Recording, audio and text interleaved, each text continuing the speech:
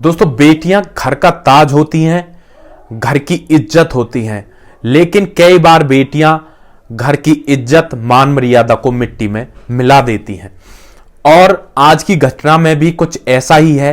एक बेटी अपने बॉयफ्रेंड के साथ अपनी मां के लिहाज के पास उससे 2 दिनों तक शारीरिक संबंध बनाती है और अपनी मां की मौत का इल्जाम अपने पिता पर लगा देती है। दोस्तों, आखिर इस घटना में ऐसा क्या हुआ जो एक बेटी इतना बड़ा कांड करती है, वह अपनी मां को मौत के घाट उतार देती है। इस घटना की पूरी जानकारी के लिए आप हमारे वीडियो को अंत तक जरूर देखें। नमस्कार दोस्तों, मैं प्रेम सिंह महाबली, हरियाणा ट्रेंड पर्वत चैनल में आपका स्वागत है। दोस्तों, यह जो आज की घटना है, यह तेलंगाना के हैदराबाद के हयातपुर की घटना है। दोस्तों, यहां पर एक श्रीनिवास नाम का व्यक्ति रहा करता था जो पेशे से ट्रक ड्राइवर था।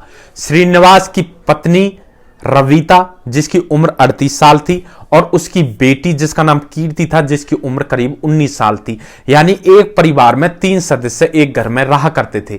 श्रीनिवास अक्सर ट्रक चलाने के लिए बाहर रहता था घर से, और घर पर केवल उसकी मां बेटी यानी कीर्ति और रविता दोनों रह जाते थे। तो इस तरह से उनका समय गुजर रहा होता है। एक दिन क्या होता है कि श्रीनिवास ट्रक पर जाता है, ट्रक चलाने के लिए घर से बाहर चला जाता है और कई दिनों बाद वापस घर पर लौटता है।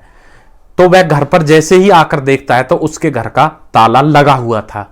वह सोचता है कि शायद दोनों माँ बेटी कहीं बाहर कुछ सामान वगैरह लेने के लिए गई हैं। वह कुछ देर तक इंतजार करता है, लेकिन कोई भी घर पर वापस नहीं आता है। तो वह अपनी बेटी को फोन करता है। उसकी पत्नी रविता के पास कोई भी फोन नहीं था।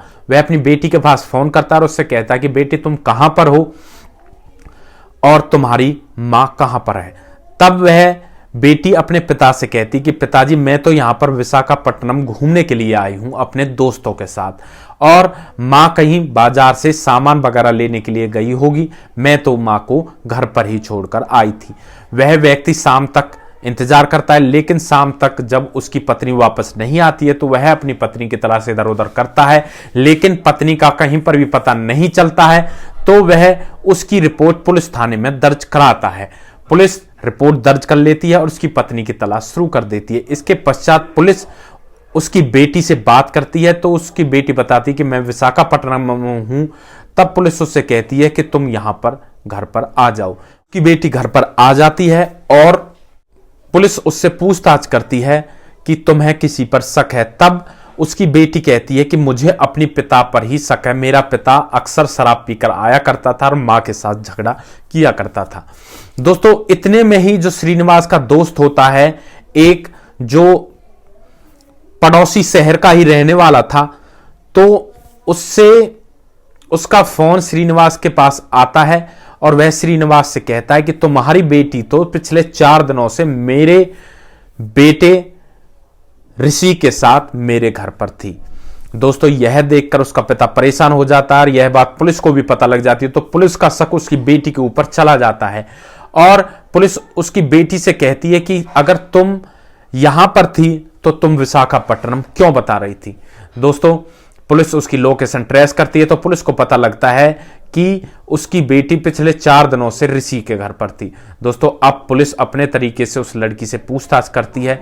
तो पूछताछ करने पर लड़की पुलिस के सामने सारी सच्चाई बयां कर देती है। लड़की बताती है कि साहब, मेरा नाम कीर्ति है और मेरी उम्र 19 साल है, और मेरे ही पड़ोस में एक शशि नाम का लड़का था जिसके साथ मैं प्यार करती थी, और मैं इस ऋषि के साथ भी, जो मेरे पिताजी का दोस्त का लड़का था, इसके साथ भी प्यार करती थी। मैं दोनों के साथ प्यार किया करती थी और मैं ऋषि को अक्सर अपने घर बुला लिया करती थी रात को, जब घर पर कोई भी नहीं होता था। मुझे और शशि को मेरी मां ने कई बार रात को देख लिया था। मेरी मां को मुझसे कहती कि तुम सुधरोगी नहीं, मुझे तुम्हारे पिता से इस बारे में शिकायत करनी पड़ेगी, जब ही तुम मानोगी, वरना तुम मानने वाली नहीं हो। वह डर जाती है और उसे डर होता है कि कहीं मेरी मां मेरे पिता से मेरी शिकायत ना कर दे। तो वह अपने बॉयफ्रेंड शशि से कहती है कि क्यों ना हम दोनों मेरी मां को रास्ते से हटा दें, फिर हमें मिलने से कोई भी नहीं रोक सकता। शशि एग्री हो जाता है और उसकी मां को रास्ते से हटाने का प्लान बना लेता है और एक दिन निश्चित कर लिया जाता है।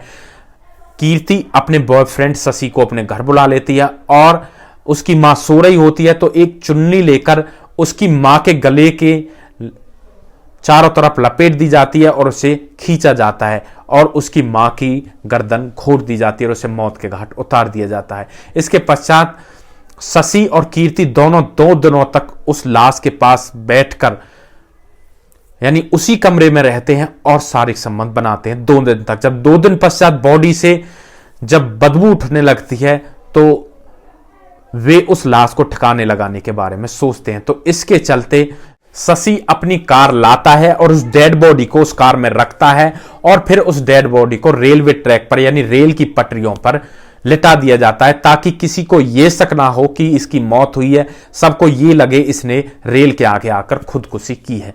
दोस्तों, पुलिस उसके बॉयफ्रेंड शशि और जो उसके पिता के दोस्त का लड़का ऋषि था, जिसको इस बारे में पता थी कि इन्होंने अपनी मां का कत्ल कर दिया है, दोनों को अरेस्ट कर लेती है और उनके ऊपर हत्या का मुकदमा दर्ज किया जाता है और उन्हें जेल भेज दिया जाता है। दोस्तों, यहां पर थोड़ी सी नासमझी की वजह से, थोड़े से मजे के ऊपर एक बेटी यह तक भूल जाती कि जो वह कांड करने जा रही है, वह अपनी मां को मौत के घाट उतार रही है, उसका परिणाम क्या होगा। वह बिना सोचे समझे ऐसे हवस के चक्कर में पड़कर अपनी मां बाप तक को नहीं छोड़ते और अपनी मां को मौत के घाट उतार दिया। दोस्तों, ऐसी कलंकनी बेटी के बारे में आप क्या कहना चाहते हो?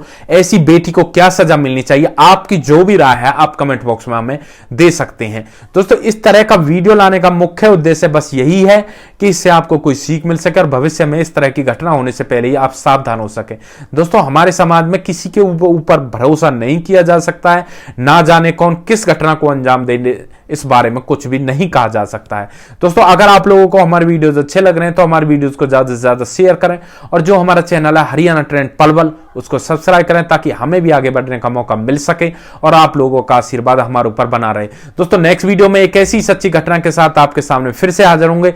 तब तक के लिए आप सुरक्षित रहें, सावधान रहें, रिश्तों की अहमियत को समझें, परिवार का ध्यान रखें, बच्चों का ध्यान रखें। जय हिंद, वंदे मातरम।